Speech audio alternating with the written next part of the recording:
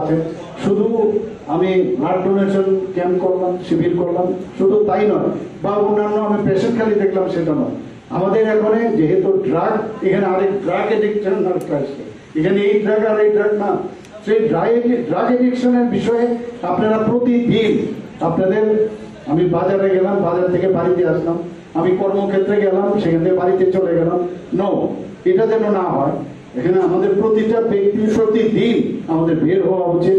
যারা এখন এই ধরনের ড্রাগ এডিক্টেড আছে তাদেরকে চিহ্নিত করা, যেখান থেকে ড্রাগ বিক্রি হচ্ছে তাদের আইডেন্টিফাই করা, প্রতিরোধ করা এবং প্রতিবাদ করা, এবং তারপরেও যদি না হয় আমাদের প্রচার আনুন।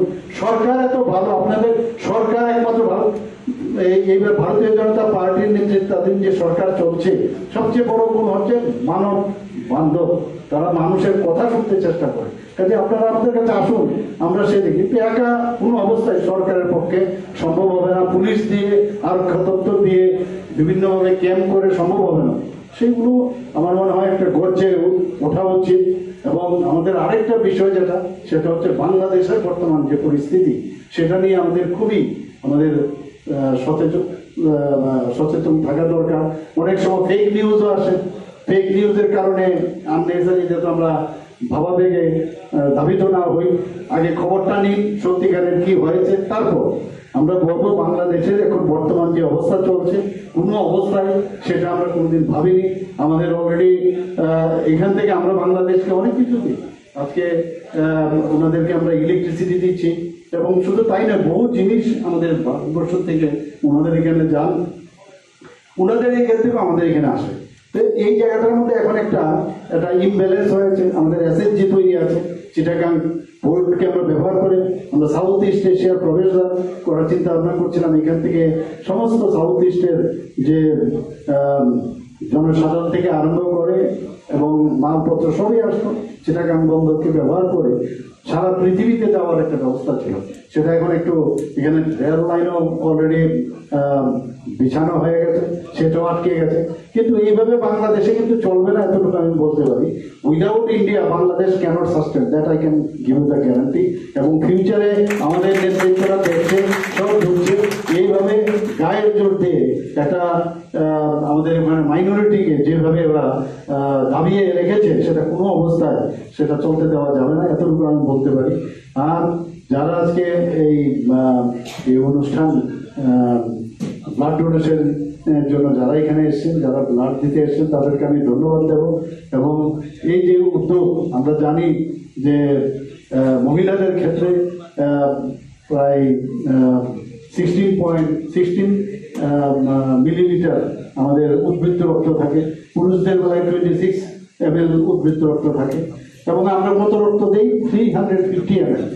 কাজে এই জায়গার মধ্যে সামান্য আমাদের যে রক্ত, সেটা আমরা দান করি। দানের বেলা এখানে বলা হয়েছে বহু দান আমরা করি, বিদ্যাদান, বস্ত্রদান, এবং অনেক জিনিস আমরা বাজার থেকে কিনেও কিন্তু দান করতে পারি, কিন্তু সর্বোচ্চ দান হচ্ছে রক্তদান। এই ধরনের উদ্যোগে আমি বলবো যে আমাদের ডক্টর সেলকে, যে সবই ওনাদেরকে আমি ধন্যবাদ। আমরা এই নীতি আয়োগের নির্দেশে বা ওনাদের ডিরেকশনে এখানেই প্রথম একটা পাইলট স্টাডি হচ্ছে, যে স্কুলের যে বাচ্চারা, তাদেরকে হেলথ সম্পর্কে সচেতন করতে হবে। তো তার জন্য কি হলো, যে এখানে আমরা ঠিক করলাম যে 125টা যে আমাদের বিদ্যালয় স্কুল আছে, সেখানে পাইলট স্টাডি হবে। অর্থাৎ আমরা জানি যে বিদ্যালয়ের মধ্যে কি হয়, বেশিরভাগ 6-7 ঘন্টা আমাদের ছেলে মেয়েরা স্কুলেই থাকে, ড্রপ আউটও হয়। মেয়েদের অনেক সময় দেখা যায় মেনস্ট্রুয়েশনের কারণে ওরা স্কুলে আসে না, ইত্যাদি সমস্যা। ইভেন টয়লেটগুলো যে স্কুলে আছে, তার হাইজিন পর্যন্ত মেনটেন নেই। তো তাদের স্বাস্থ্য রক্ষার্থের জন্য আমাদের এই প্রকল্প ত্রিপুরাতে প্রথম হচ্ছে, এবং আগামী দিন যখন এই 125টা বিদ্যাজ্যোতি স্কুলে সেটা সাকসেস হয়, তারপর সেখান থেকে আমাদের অন্যান্য গভর্নমেন্ট যে স্কুল, গভর্নমেন্ট এইডেড যে স্কুল, সেখানেও আমরা সেটা করব। অর্থাৎ মাননীয় প্রধানমন্ত্রীজি, আপনি দেখুন আজকের যারা শিশু, যারা কৈশোর, তাদের মানে আগামী দিনের ভবিষ্যৎ, তাদেরকে স্বাস্থ্য যদি ঠিক না থাকে, ম্যান পাওয়ার এবং সত্যিকারের অর্থে মানসিক, স্পিরিচুয়াল এবং দৈহিকভাবে তাদের যদি সুস্বাস্থ্যের অধিকারী না করা যায়, যতই আমরা কিছু করি, আমরা কিন্তু মানে সেই নাগরিক হিসাবে যে ক্রাইটেরিয়া, সেটা আমরা ত্রুটি করতে পারবো না, এবং সেই ভাষায় সেই দিকে আমরা কাজ করছি। প্রতিটা স্কুলে গেলে সেখানে ধরুন ডেন্টাল কেরিয়ার তার সম্পর্কে আলোচনা। এখানে কিন্তু ক্যাম্পের মতো হবে না, ওখানে নোডাল একজন ব্যক্তি থাকবে ওই স্কুলে, সাস্টেন করবে, যেটার অফিসার থাকবে, যে তার কাজই হচ্ছে অন্যান্য ইএনটি হোক, ডেন্টালে হোক বা মেডিকেলে হোক, আয়ুর্বেদিকে হোক, হোমিওপ্যাথিকে হোক, সবাই যাবে গিয়ে তার অ্যাওয়ারনেস প্রোগ্রাম করা প্রতিনিয়ত, যে কিভাবে how to brush your teeth, এবং তাতে ক্যারিজ থেকে সে বাঁচবে, তার থেকে তার অর্থনীতিকেও কিন্তু, যদি তার এই ধরনের প্রবলেম প্রিভেনশন আমরা জানি অনেক সময় ভেরি বেটার দেন ট্রিটমেন্ট, তো সেই জায়গার মধ্যে যদি আগের থেকে ছেলে মেয়েদের আমরা ছোটবেলার থেকে শেখানো যায় তাহলে কিন্তু অনেক কাজ আসবে। তাছাড়া শুধু কিভাবে, অনেকে আছে অনেক বাচ্চা এত বেশি খাওয়া দাওয়া করে তাদের যে ফ্যাট প্রচুর পরিমাণে হয়ে যায়, তো তার জন্য চিন্তা মানে সেখানে তাদেরকে বোঝানো। তাদের অনেক সময় দেখা যায় যে ডায়াবেটিসও অনেক সময় দেখা যায় বাচ্চাদের মধ্যে, ব্লাড প্রেশারও দেখা যায় অনেকের বাচ্চাদের মধ্যে স্কুলের মধ্যে, because of the stress of the study, তাদের মধ্যে দেখা যায় মানসিক সমস্যা হয়। তার সম্পর্কে মাননীয় প্রধানমন্ত্রী বলছেন যে আমাদের প্রতিটা স্কুলে ওই সময়ে তাদেরকে আমাদের কিভাবে চিকিৎসা, তাদের যে অ্যাওয়ারনেস, কি কি ধরনের খাবার খাওয়া উচিত, ভিটামিন খাওয়া উচিত, কৃমিনাশক ওষুধ খাওয়া দরকার, ডিওয়ার্মিং।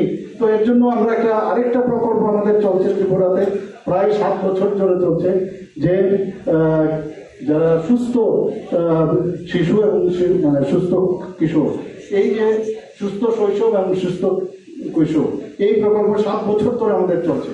সেখানেও 0 থেকে প্রায় 19 বছর বয়সে তাদেরকে আমরা সারা বছর 2 মাস করে করে আমরা প্রতি 2019 থেকে শুরু করেছি, আজকে অব্দি আমাদের চলছে। এতে করে আমরা কিন্তু ভাবি যে শুধু ডাক্তারি করলাম, আর যে কারণে এই প্রবলেমগুলো আসছে সেই মূল জায়গায় যদি আমরা আঘাত না করি তাহলে কিন্তু ওই ডাক্তারও আমাদের বেশি লাগবে, চিকিৎসার সাশ্রয় পয়সাও বেশি খরচা হবে। সেই জায়গায় আমরা কিন্তু এখানে আমরা কাজ করছি।